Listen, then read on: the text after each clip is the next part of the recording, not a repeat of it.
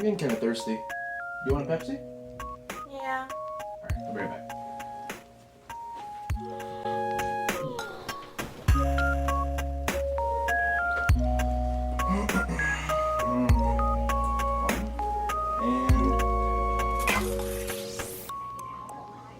And that's not a Pepsi.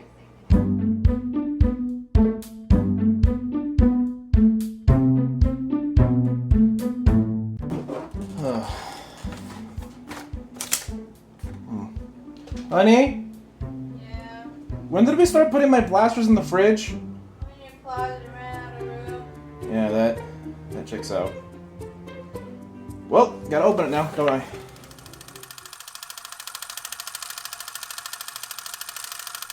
It's been a couple days since that intro, but I did finally get this thing open. How's it, everyone? My name is Jake, and this is the X-Shot Pro Fury X. And this for me is a very special video because I don't usually make videos on new blasters, especially one as new as this, being released in January 2025. It was released this year. By the time this video comes out, this blaster would have already been out for less than a month. In the US, at least, but we'll get into that later. The reason I usually don't make blaster talk videos on newer blasters is because everyone else makes their video on them, and I feel like I usually don't have a whole lot to add, but I love the Fury X so much, I want to talk about it myself. And I don't care if I have the same points, I love it and I want to talk about it. For now, let's have a brief chat about the short history that this blaster has. The Fury X was released in January 2025, but was teased back in July of 2024 when discovered on Reddit by Transmog Labs. Now, countries in the UK and the EU got it a few months earlier than us, and for a short period of time, we actually were able to order it early on Amazon from the UK, albeit for about double the price. And this is the thing that every video is going to talk about, is the price, because there's simply no ignoring it. And I was going to wait to talk about it, but I can't. The price of this blaster. I want you to keep in mind that this is a pro level blaster. There is a metal barrel in this blaster, and it is $15. For the price of a large Big Mac meal, you can get a pro level blaster. And not just the blaster, but you get, of course, the magazine and 40 rounds, of which I have a few right here. And if we have them, then we might as well shoot them.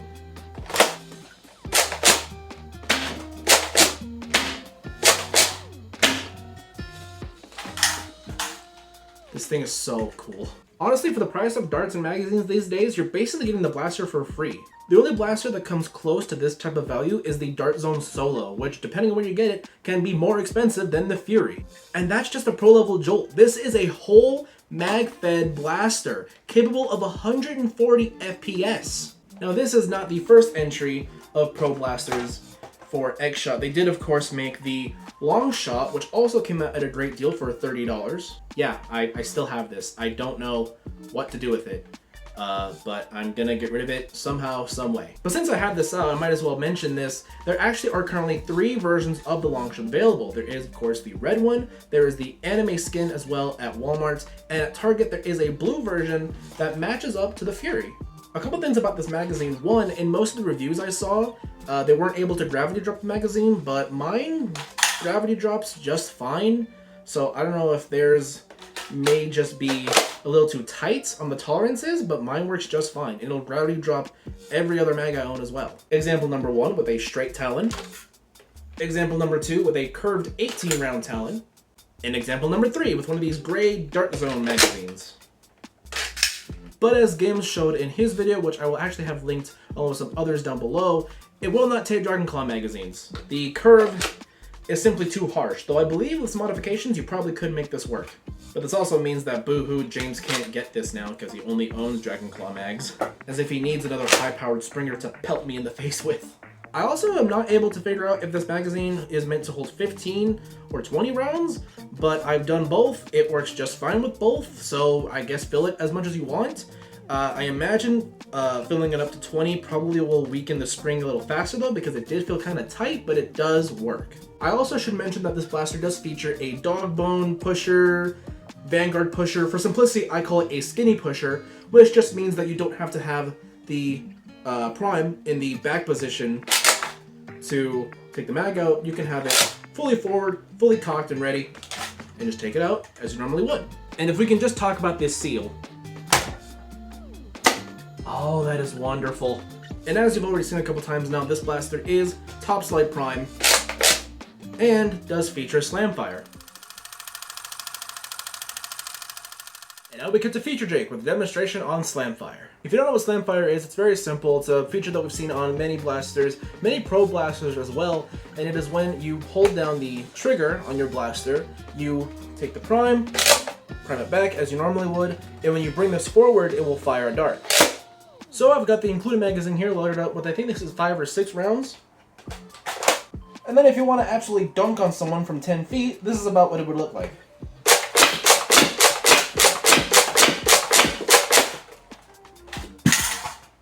That was so much louder than I thought it was going to be, and I'm probably going to be getting a noise complaint now, but it was worth it. This future portion of the video was actually going to be a lot different originally. I was going to record this at the park, give a demonstration on Slamfire, but I was also going to give a demonstration on how you can mag flick, John Wick mag flick mags into the Shadow Realm. It's really cool. But when I was recording that, I learned a problem that the X-Shot has. One problem, aside from the other problem that we'll get into later in this video. And this is something that I haven't seen talked about anywhere, not on any server or in any video that I've seen, where the X-Shot Fury actually has a bit of a problem retaining Talon mags. From what I can tell though, the 15 round Talon mag works just fine. But for whatever reason, the 18 round Talon mags for some reason don't want to seat in, and in the middle of priming, the mag had a tendency to fall out, which I can show here from the previous footage.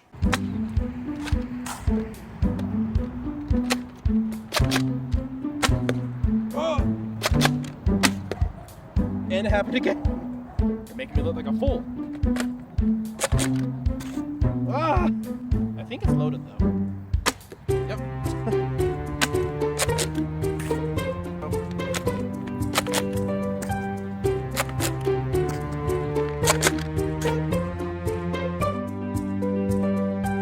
It's quite literally the equivalent to being caught with your pants down in a Nerf war. If magazine drops out, you can't fire, you get tagged. It's not fun. Which, out of principle, the magazine should just be able to stay in the blaster. And it does stay in the blaster, but for whatever reason, priming the blaster back and forth just seemed to knock it out of place. But luckily, there are a couple really easy ways to fix this problem.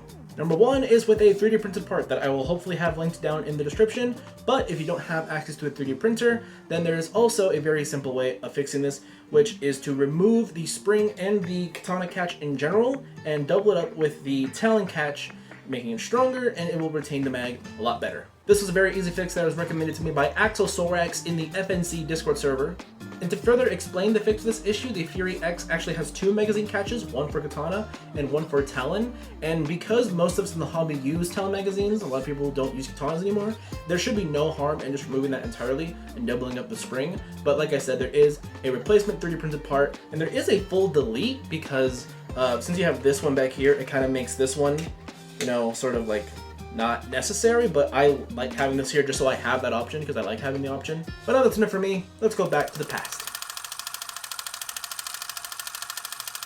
Personally, I'm not the biggest fan of Slamfire, but I do see the functionality in having it. I personally would just be rather be able to deprime my blaster. But again, there's functionality in it. I'm not hurt by it. I still absolutely love this blaster. And for $15, the thing that a lot of people are going to worry about is the build quality of the shell, but I can promise you there is little to no give anywhere in this shell. No flexing almost anywhere. The grip itself is very comfy. This thumb hole feels very nice. The trigger, very snappy, very responsive. Overall, this blaster feels great in the hand and is a wonder to use. As I've shown already, you are able to gravity drop magazines thanks to this quick release lever that they have right here, but if that is not your speed, there is a traditional mag release located in the back.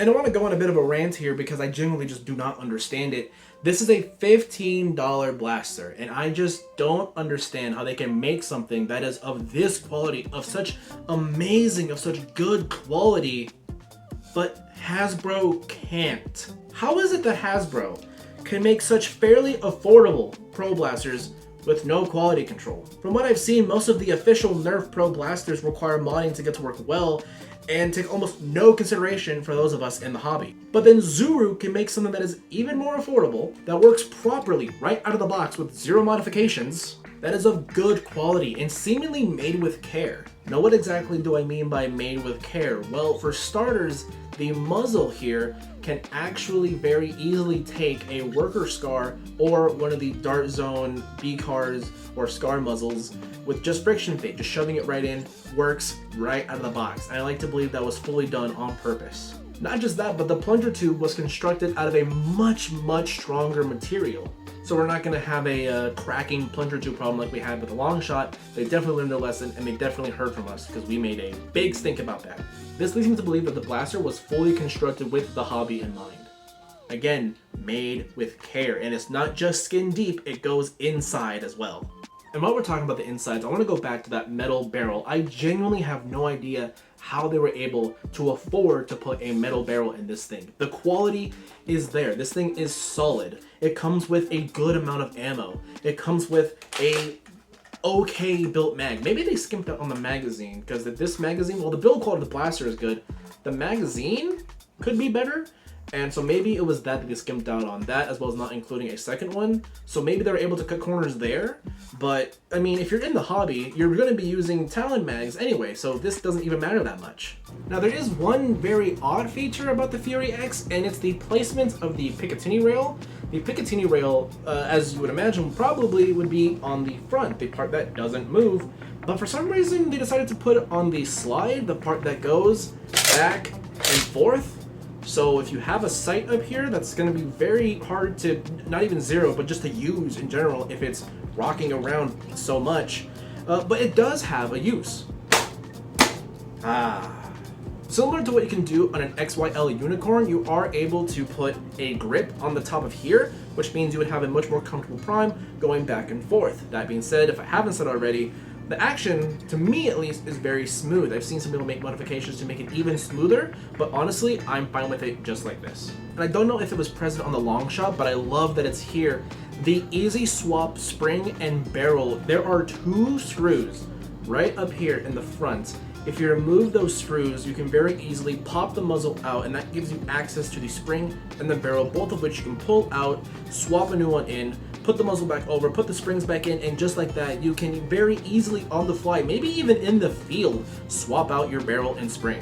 Okay, maybe not in the field in the middle of combat, but maybe before you go out onto the field, if you suddenly realize that your blaster's hitting a little too hot, then maybe you can swap those out, put a new spring in, seal it back up, and you're good to go.